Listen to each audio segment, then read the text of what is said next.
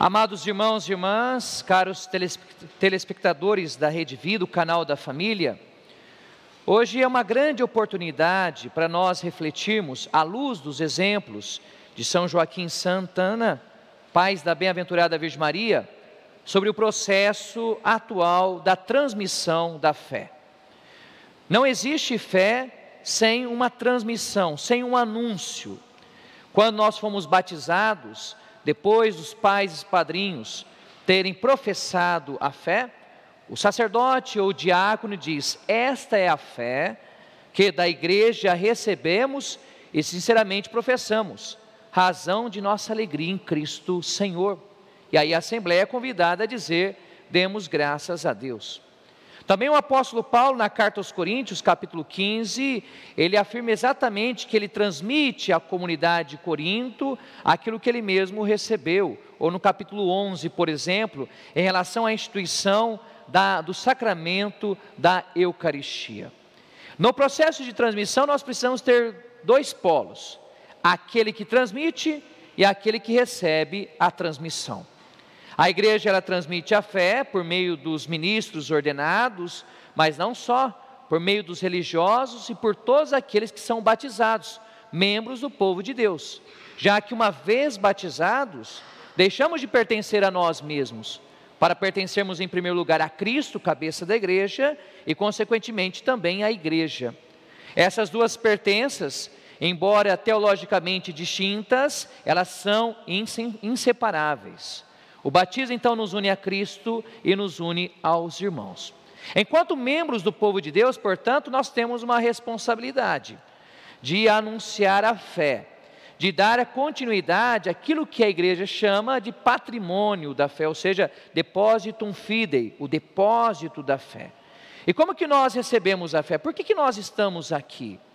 Se nós olharmos atentamente, 90%, 95% das pessoas receberam a fé por meio de sua família, por meio de seus genitores, por meio de seus avós, pode ter sido um tio. A família é a igreja doméstica, nos documentos da igreja. Ou seja, a família cristã, ela tem como uma missão específica anunciar Jesus Cristo às novas gerações. Mas o que acontece com a sociedade atual? A nossa sociedade, ela não valoriza mais a vida familiar, por N fatores. Um deles, por exemplo, é porque os pais hoje precisam trabalhar muito para sustentar os seus próprios filhos, tanto o pai quanto a mãe. Muitos filhos são delegados ao cuidado de outros, seja da creche, seja de um parente próximo, e às vezes a ausência paterna e materna acaba prejudicando inclusive o processo de relacionamento entre pais e filhos. Os pais também das novas gerações, muitos deles acham que o necessário para se criar um filho é dar o suficiente em termos materiais, é dar uma roupa boa, é dar um ensino bom, mas se esquece da verdadeira riqueza, que é a riqueza da fé. São João Crisóstomo, padre da igreja, no século V, ele tem um importante sermão que ele dizia, ele questionava os pais, que se preocupava mais exatamente com essa realidade do que passar a riqueza da fé para os seus filhos. Eu, como pároco, não sei se vocês também sentem isso, você que nos acompanha hoje nessa Santa Missa, eu fico observando o processo hoje da catequese, que é, por excelência, o local, o instrumento por meio do qual transmitimos a fé às novas gerações. Me entristece muito como pároco quando eu percebo que não são mais os pais que trazem os seus filhos para serem educados na fé, são os avós, que sabendo da importância da fé ainda, essa geração que é pós a Segunda Guerra Mundial, nascida após 1945, até ali a década de 60, essa geração que ainda tem consciência de que ter fé ou não ter fé não é a mesma coisa. Quantos são os avós que chegam até mim e falam: olha padre, os meus filhos não educam mais os meus netos, eles não trazem os meus netos mais a catequese, eles não trazem os meus netos mais a igreja. Eu, como padre, eu fico muito preocupado. O que acontecerá com a igreja quando essa geração não estiver mais entre nós? Quem vai garantir realmente a fé para as novas gerações? Por isso, hoje que nós temos aqui vários avós, e com certeza muitos avós acompanham a missa da Rede Vida. Eu me lembro que a minha avó acompanhava sempre as missas, todo santo dia, por meio deste canal importante de evangelização. Os avós hoje são os grandes responsáveis então da transmissão da fé. E eu digo o seguinte: se os seus filhos não fazem isso, façam vocês. Ou seja, peguem os netos de vocês e levem para a catequese. Ainda que os vossos filhos podem ficar emburrados. Porque enquanto vocês estão vivos, vocês têm uma missão, vocês são um baluarte da experiência cristã. Por outro lado, eu sei que a nossa civilização, a sociedade, não valoriza mais o ancião. Se você ligar os canais de televisão ou as redes de comunicação social na internet, você vai ver que o modelo sempre é o jovem, sempre é o adolescente. Na época de Jesus não era assim. Em toda a Sagrada Escritura e nas culturas antigas, não somente a cultura bíblica, mas na Antiguidade Clássica, por exemplo, na Grécia ou na Roma antiga, quem era valorizado era o ancião.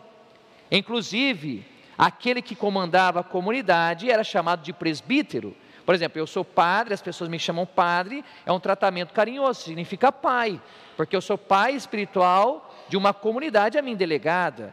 Mas o termo realmente é presbítero. O que significa presbítero, que vem do grego presbiteros, significa o ancião. No início, eram os anciãos que tomavam a frente da comunidade, porque o ideal de vida é aquele que foi provado no fogo do sofrimento. O jovem e o adolescente eram vistos nas culturas antigas como muito inconstantes, por isso incapazes de conduzir os rumos da sociedade. Hoje, se nós olharmos para a sociedade contemporânea, isso inverteu completamente. Então é colocado como modelo o jovem, o adolescente, não que isso seja negativo, tem seus aspectos positivos, mas pode gerar o negativo de condenar o idoso, e muitos avós são idosos, não todos, a ficar de escanteio, como se a sabedoria acumulada na vida não tivesse mais importância.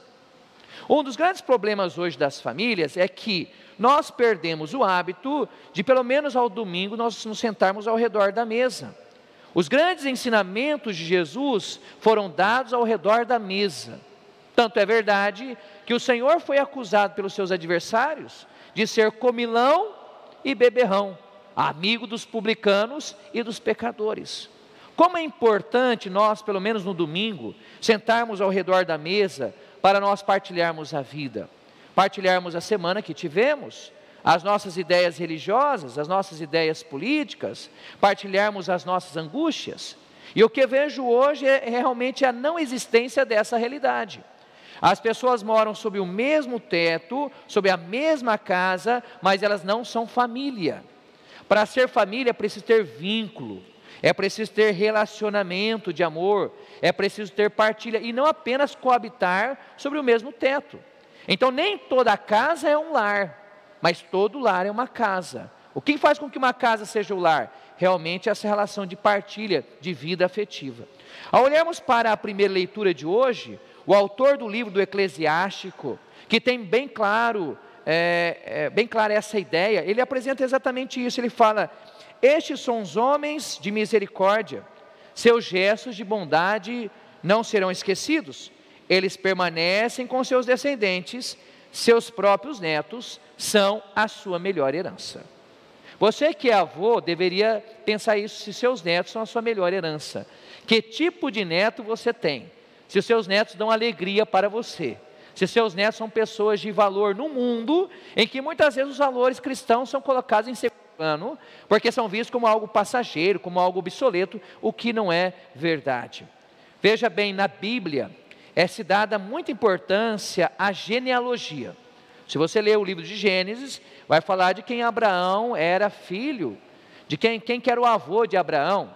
Se vocês olharem o Evangelho de Mateus, eu convido você a olhar na Bíblia depois, Mateus capítulo 1, de 1 a 18, você vai ver ali que tem uma genealogia, livro do Evangelho de Jesus Cristo, filho de Abraão, filho de Davi.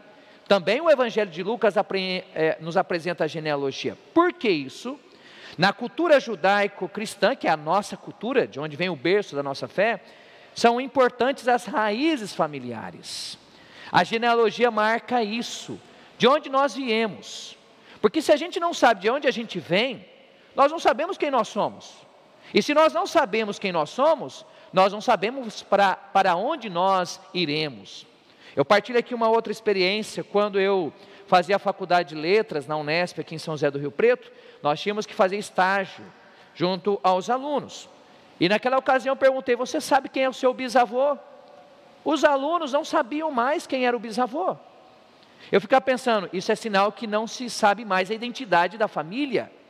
A raiz é importante, não somente para a gente saber a dimensão genética, problemas genéticos, herança genética que nós recebemos dos nossos familiares, mas não só, herança psicológica, o inconsciente coletivo que permeia uma determinada família.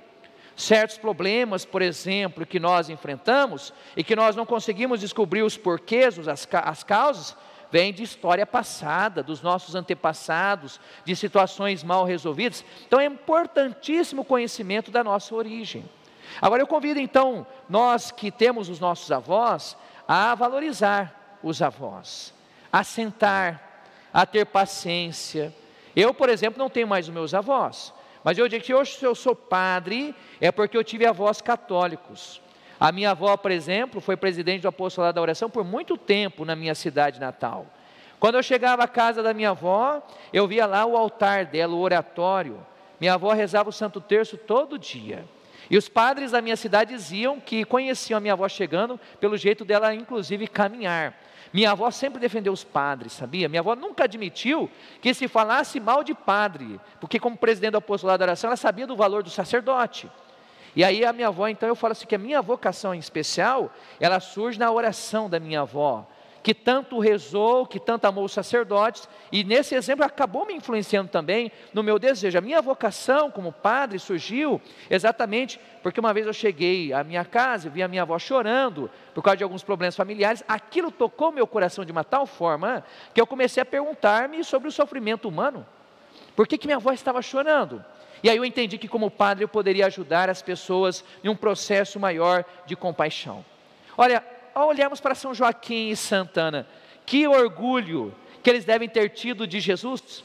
Quer melhor neto isso? Você tem um neto igual a Jesus? O seu neto pode ser igual a Jesus, porque se ele é batizado, ele está unido a Cristo. Então cultive o seu neto, a sua neta, para que sejam pessoas de valor, pessoas honradas, pessoas de critério ético, porque no dia da manhã, talvez o avô e a avó não vai ver o que o neto vai se tornar. A minha avó não pôde ver a minha ordenação, ela faleceu antes de câncer, quando eu estava no 3º ano de teologia. Mas eu sei que minha avó do céu, ela tem muito orgulho de mim, do sacerdote que eu me tornei, o homem de caráter que me tornei, a pregação que eu estou fazendo aqui para vocês no Brasil. Eu vejo assim que vocês como avó, vocês têm a missão de semear, semeie o amor. Talvez vocês não vão ver aquela semente que vocês plantaram no neto de vocês, na neta, mas quando vocês vierem a faltar, e o neto olhar para trás, vão dizer assim, olha, eu tive um avô que me amou, eu tive uma casa de avó, que eu chegava lá e eu era tratado com carinho. E pode saber uma coisa, casa de avó, casa de avô tem um sabor especial, não tem? Até a comida é mais gostosa. A comida o pai e a mãe pode fazer, mas se fala que tem que ir na casa da avó, quando a avó acolhe, olha, é totalmente diferente. Isso é a vida, gente. Nós celebramos aqui na liturgia a vida. Então, vamos bem dizer, se você tem o seu avô vivo, vamos agradecer, vamos valorizar enquanto nós os temos. E se eles não estão mais vivos, vamos rezar por eles, agradecer pelas preciosas lições que nós tivemos deles. Nem todos os avós viveram a vida da fé, nem todos os avós transmitiram.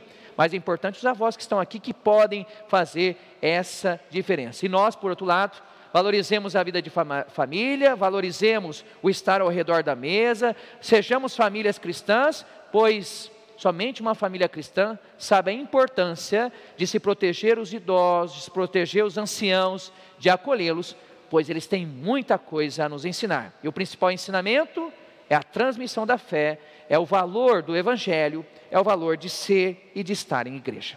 Vamos ficar em pé.